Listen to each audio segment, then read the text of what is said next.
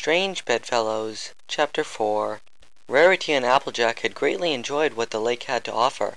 The water was crisp, clear, and tasted absolutely divine. It was like drinking from a pool of pure delight to the two parched ponies.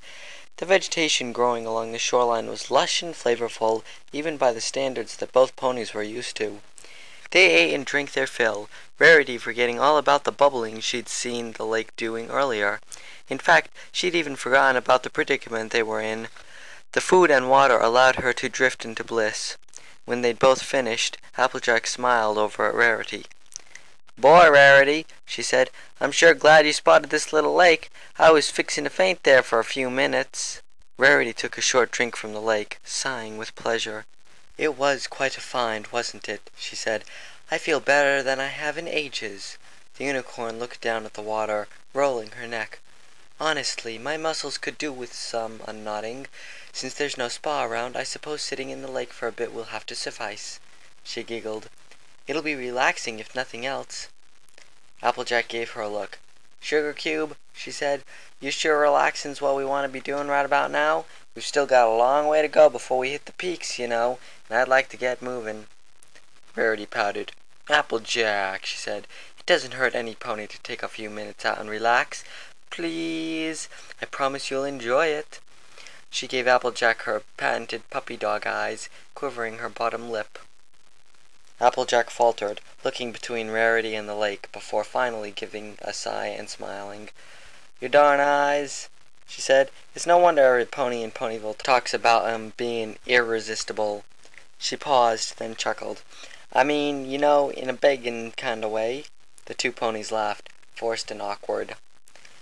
Rarity was the first to get in, and was amazed by how good the cool water felt on her tired muscles.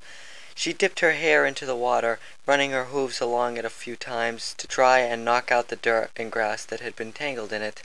She could feel the dirt clumps in her fur being lifted out and the grass stains disappearing. It made Rarity happier than ever to know she was slowly working her way back toward her famed perfect appearance. Applejack was impressed by the feeling too. Her muscles, though more conditioned than Rarity's, tensed up at first, but once she'd gotten used to the cold, the feeling of them unknotting was really quite soothing. She reached back and undid the hair band holding her ponytail together, letting her long, frazzled locks of blonde hair seep out along the water, clumps of dirt unlatching themselves. The earth pony removed her hat as well, not wanting to get it wet. "Applejack?" said Rarity, her eyes shut in bliss. "Yeah," Applejack responded. "I want to apologize if I've been, well, less than helpful thus far in our ordeal. I know it's been very stressful for both of us, and I've just been bombarding you with my concerns the entire time. I'm sure it hasn't helped much." Applejack shook her head. "Rarity," she said, "you ain't always been helpful, that much is true. When we first got to the desert, you whined about how the dust was going to mess up your mane.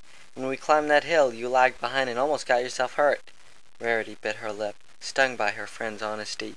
"But," Applejack continued, "having you around is a lot better than being out here by myself. Without you, I would have had to sleep in the mud last night. Plus, you're just saying the same stuff I'm thinking. If you want the honest truth, I'm worried about all this too. I just ain't saying it." Rarity was relieved, and moved closer to Applejack, wrapping her front hoof around her. "Oh, Applejack," she said, giggling, "without you I might have been seriously hurt on that hill, and I might not have even gotten past the desert. I'm glad you're with me as well." She smiled. "Give me just one more moment to wash my mane out, and we'll be off. Like you said, we still have a good deal of ground to cover." She ducked her head under the water, disappearing from sight. Applejack leaned against the shore of the lake, letting out a yawn, and closed her eyes for a moment. A hot tongue brushed her leg, and she immediately scrambled backwards onto the shore, glaring down at the water. "Rarity," she said, "this ain't the time for any kind of fooling around." Her cheeks grew hot. "Especially not that kind." Rarity rose from the water with a splash, confusion on her face. "Applejack dear," she said, "what are you talking about? I am most certainly not fooling around. I'm trying to clean my mane." Applejack wasn't convinced. "Don't try and be cute with me," she snapped. "You were licking my legs." Rarity raised an eyebrow. "Applejack, I did no such thing," she said, trying to keep herself from giggling. "That's just silly. You must realize that." Applejack's gaze softened.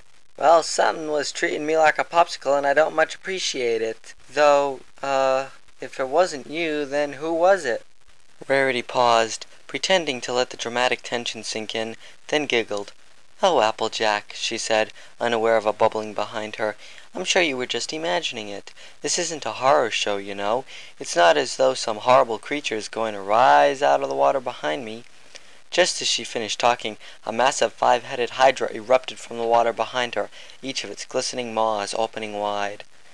Applejack's eyes went wide, and it felt like her heart would stop. You might want to rethink that, Rarity, she said, raising a hoof to indicate the awful beast. Rarity wheeled around and screamed at the sight of the massive 5-headed reptiles leering down at her, each of its mouths slavering. She wanted to faint, her vision was blurring, but she knew if she did, she and Applejack would both die. Rarity, run! Came Applejack's voice, snapping Rarity out of her stupor. The earth pony tried to shout again, but was drowned out by the hydra's angry roar. The pair bolted as fast as they could, all the sounds around them drowned out by the blood pounding in their ears. They hurried to the cover of the forest. Applejack had seen a hydra before. In fact, the whole group had, at Foggy Bottom Bog, but this one was much bigger and much meaner looking. Its eyes were a thick shade of yellow, and its skin was midnight blue. The first hydra had been, in a way, almost cute, with its little teeth jutting out from its lips. This hydra had rows and rows of glinting, razor-sharp, murderous teeth. Its two tails whipped back and forth as it chased the two ponies, slamming into trees and scattering them like bowling pins. Every time its feet smashed into the ground, its thick yellow claws dug into the dirt, leaving ugly rake marks. In short, it was a beast from any pony's darkest nightmares. Rarity could feel the ground vibrating underneath her as the hydra advanced, each footfall nearly sending her stumbling. The abomination slammed into the trees, snapping them in half. Several pieces of bark thunked off of Rarity's flanks and back, and she whined in pain, trying to keep pace with Applejack. Her lungs burned. It felt like the hydra had been chasing them forever. All she could see in front of her was more and more trees, along with Applejack, who was going full tilt, dodging the whippy branches above and tangling brambles underhoof. Applejack could hardly see what was in front of her. Every time the monster bellowed, her vision blurred and her heart hammered worse and worse in her chest, feeling like it would explode outwards. Her hat had fallen off in the chase, carried off by a wayward gust of wind, and now her hair, uncontained, fell into her eyes. The forest was beginning to thin out, and a gentle slope marked the edge of the woods.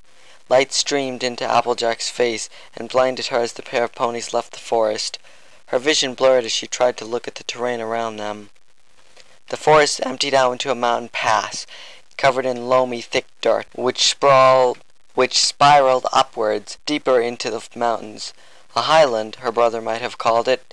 If her instincts were right, they could follow the trail to the peak of the mountains. The hydra roared in rage. Thinking the hydra had lost them, Applejack chanced to look backwards. She was only able to catch a glimpse of Rarity's exhausted face before, with a yelp, she tripped on a rock, going head over heels into the dirt. She spat out a dirt clod and looked up. Her blood froze at the sight of the rampaging hydra as its 5 heads all snapped out, hoping to grab her up and make her a snack. Hazed by fear, Applejack froze where she lay, the hydra getting closer and closer. "Applejack!" came Rarity's voice, breaking the earth pony's stupor. "Hurry!" Applejack scrambled to her feet, the loamy soil giving easily to her hooves, causing her to slip and slide all around. The hydra continued barreling toward her, letting out a chilling roar, knocking dust from the walls of the mountain pass. The earth pony, heart hammering in her chest, darted away, throwing herself full tilt at the curving path just as the hydra's jaws closed on the spot where she'd been seconds ago. The path was thin and bordered on both sides by the rocky walls of the mountains. It looked hoof-worn, as though ponies passed through often. Rarity ran between the walls for cover, calling Applejack's name. It was easy for Applejack to catch up. She was, after all, much more athletic than Rarity, and she didn't dare look back again as she ran. Eventually they put some distance between themselves and the hydra, and were able to slow to a walk. Once she had caught her breath, Applejack asked, "Rarity, you reckon that thing can follow us up here?" Rarity smiled back at her friend. "Of course not, dear," she said, indicating the path. "It's far too narrow for that horrid thing to chase after us." As she spoke, the beast bellowed in rage, its tail slamming angrily into the walls as its 5 heads snapped unsuccessfully at the two ponies. Rarity giggled to herself, slowing to a trot. I'm certain we're quite safe here, she concluded, smiling. Applejack's eyes scanned the rock walls cautiously. I ain't too sure about that, she said. If this here path's been used by ponies, then what's to stop old Hydra from having a tunnel or something that empties out here? Rarity paused a moment. I suppose that's a valid point, she said, worried now. But even if that were so, the Hydra just can't maneuver in here. It'd be useless to have a passage that doesn't allow you to do anything. Suppose you're right, Applejack replied, but keep an eye out all the same. I doubt that's the last we'll be seeing of that thing. You remember how far the other one chased us, and this one's twice as mean. Rarity nodded. I'll keep watch, she said. Don't you worry. I don't plan on letting a Hydra be the last thing I see. They're so ugly. Applejack couldn't help but chuckle. Is that all you have to say about it? You're about to die and the last thing you think is, oh, it's so ugly? Rarity pouted. Very funny, she said, but at least I'd be thinking something halfway sensible. You, on the other hand, would probably just be thinking, this here critter reminds me of an apple tree. Lots of branches with big old bulbs on the end. Applejack shot her a glare. Real cute, she said. Real cute. Rarity snickered. I thought it was a rather good imitation myself. Applejack looked around. Well, imitate all you want, Rarity, but it looks like this place stretches on a good ways, and daylight's starting to run out. Running into that Hydra during the day was bad, sure. Running into it again at night'll kill us. Rarity nodded. Right, she said. We better keep moving, I suppose. With that, silence reigned over the pair as they walked, the path stretching out before them for miles. Overhead the sun shone brightly, casting shadows and providing some cover from the heat. The path continued sloping up and curving all around wildly. Whoever had worn this path down certainly couldn't have had an easy time doing it. The terrain got rocky quickly as they advanced, leaving behind the easily traveled, loamy soil. The air also began to thin out, and flecks of snow dotted the ground. Rarity's mouth had dried out once more, owing to the cold, sharp air, and every minute that passed felt like an hour. Without clocks, the only indication the two ponies had of the time was the rising and setting of the sun. Around the time the shadows were lengthening on the ground and the orange fingers of the sun were receding under the horizon, Rarity was hungry again. Applejack, she said, I know it may not be a very big concern right now, but how much further does this pass go, do you think? I'm thirsty and famished. Applejack sighed. Rarity, she said with a small chuckle, you sound like a foal, crying on like that. I'm hungry too, and this cold air's making me real thirsty, but we gotta just keep 'em going. We're closed in here, and if we start back now, it'll take us a day to get back. We just gotta hope there's something decent at the end of this trail. Rarity whined. I really hope there is, she said. I'm starting to miss Pinkie Pie more and more. I'd give anything for one of her cakes right now, fluffy and covered in yummy icing. She blushed. Oh dear, I must sound awfully piggish, but I think I could eat one of those all by myself. Applejack smiled. Probably sitting down right about now and stuffing his face on one of old Granny Smith's apple pies, or maybe some apple brown Betty, or... Applejack, do you see that? Rarity cried, starlight glinting off her eyes. I think we've almost reached the end of the passage. Applejack's head snapped forward, and she gasped at the massive snowfield in front of her. Rarity, I think we just might be out of this place. The ground beneath them was covered in snow, and it crunched beneath their hooves as they raced forward. Rarity was smiling. I'm so glad we made it, darling, she cried. I was beginning to worry we'd never reach the end. We can finally see the surrounding area. Applejack nodded. It's about darn time something went our way, I figured, she said. Better sooner than later, too. The pass emptied out into a large, flat part of the mountains, a plateau, not quite a peak. The entire area was covered in pillowy snow, though now it was half melted, sloppy and slippery. Rarity and Applejack had trouble getting purchase. To the south, long, jagged cliffs overlooked the bottom of the mountain, as well as a massive, uncultivated expanse of grassy flatland. The rest of the plateau flattened out further away from the cliffs, and was easier to traverse. In the distance they could see the moon over their heads. Applejack moved toward the cliffs, looking over the edge at the ground below. There was nothing to catch a fallen pony except jagged, unforgiving rocks. Seeing no settlements on the flatland, Applejack sighed, shaking her head as she turned back to Rarity. Rarity, there ain't nothing on this side. It's just a big old meadow that stretches for miles. Let's go check on the other sides. Rarity jumped when she heard Applejack's voice, lost in the spectacle. Oh, right, she said. Yes, we do still need to look for a village. After all, we've already seen possible signs of civilization, the hoof-worn path especially. The Earth pony nodded. I'm willing to bet there's a town or something around here somewhere. She trotted past Rarity towards the opposite set of cliffs. The Earth pony looked up at the clouds which were beginning to gather in the absence of the sun. But we'd probably better hurry. Looks like it's going to start snowing. Rarity followed close behind, looking around. In the distance she could see a long, craggy rock wall, a large cave, dimpling the outer edge near the cliffs. The unicorn shuddered at the look of it, but shook it off and continued forward. The snowfield made for easy going, thankfully. The snow got thicker and easier to walk on as they went, and soon the two mares were staring out over a huge savanna, with towns spread out across the surface. Applejack and Rarity's eyes widened, joy welling up in their hearts. It was impossible to tell how well developed the towns were from here, especially with the snow, but they were looking at the first signs of civilization for days. "Applejack!" Rarity cried. "I think we finally found some signs of hope!" Applejack smiled in return. "It looks like it, Rarity," she said, "but don't be getting too excited just yet. We can only hope they're ponies and not something else that won't take kindly to us being round." Rarity nodded. "Yes, I suppose you're right, Applejack," she said, "but still, they've made villages. They must have some kind of civilized minds." Applejack shrugged. "I guess. Just don't be hugging 'em or anything." The two ponies laughed. Rarity smiled. All right, she said. "I'll refrain from giving any pony one of my signature hugs." She tried to say more, but stopped short, her mouth going dry as a massive, angry roar flew from the cave they'd passed. Neither pony could speak. "Applejack," Rarity said finally, "that isn't what I think it is, right?" Applejack turned slowly, seeing a huge black shadow through the snow. "I think it is, Rarity," she said. "I told you that hydra wasn't going to give up."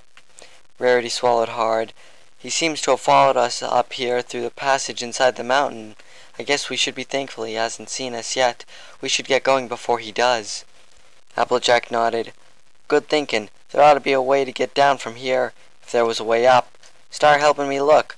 Quietly the Earth pony began to sidle to the left, her eyes sweeping along the craggy cliff face for a path. Applejack felt her hooves trembling as she walked. Her breath sped up alongside her heartbeat, and she silently wished the beast wouldn't find them. Rarity began searching as well, biting her lip as her blood ran cold. She stopped. "Applejack," she said, "what if the hydra knows where the way out of here is?" Applejack raised an eyebrow. "What are you talking about, Rarity?" she asked. Rarity bit her lip. "Well, what if it's hunted ponies up here before? It'd have to know where the path out of here is. After all, I'm sure it's gotten evaded by many ponies using that path in the past, and if it can't see where we are, it'll have to assume we know the way out." Applejack grinned. "Nice thinking, Rarity. If we lay low for a bit, that monster might just lead us to the exit." Both ponies dropped down on their bellies, watching the beast intently as it walked, two of its heads sweeping along the ground, sniffing for prey. Slowly Rarity and Applejack crawled, praying not to alert the monster. It meandered along, allowing the ponies to keep up with relative ease. Across the snowfield near the edge of the cliffs, the hydra stopped, looking around intently. Rarity poked her head up, staring through the hydra's legs. Between them she could see a gap in the rocks which seemed to darken and get lower. "Applejack," she hissed, pointing, "I can see the pathway. It's much wider than the other one.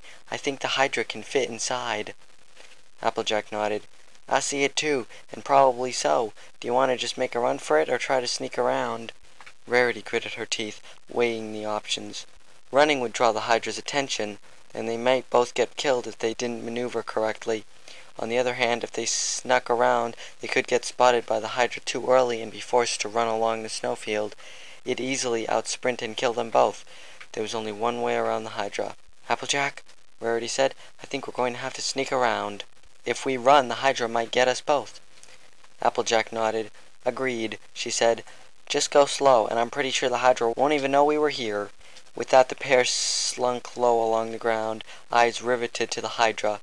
The monster's head swept along the ground, puffs of snow rising as it snuffled, searching for the ponies. Anxious now, the hydra's tail kicked snow up as it swept back and forth. Applejack and Rarity made progress quickly, coming up next to the entrance of the mountain pass in mere minutes. Both ponies stopped breathing as the hydra's head's hovered close to them. "Rarity," Applejack whispered. "Do we run for it?" Rarity gulped. "I'm not sure. Its heads are blocking the dang entrance. If we run for it, it might just snap out and get one of us." Applejack shook her head. "Granted," she said, "but if we sit here any longer, that thing'll probably find us. Ain't a whole lot of choices left." Rarity hesitated, then sighed and nodded. "All right," she said. "We'll make a run for it. On three?" Applejack grinned nervously. "On three." She looked up at the hydra as a head shifted out of the way, revealing the passage behind it. "One." The hydra stomped backwards a bit, staring down around itself. "Two." It snorted, incensed at not finding its prey. "Three."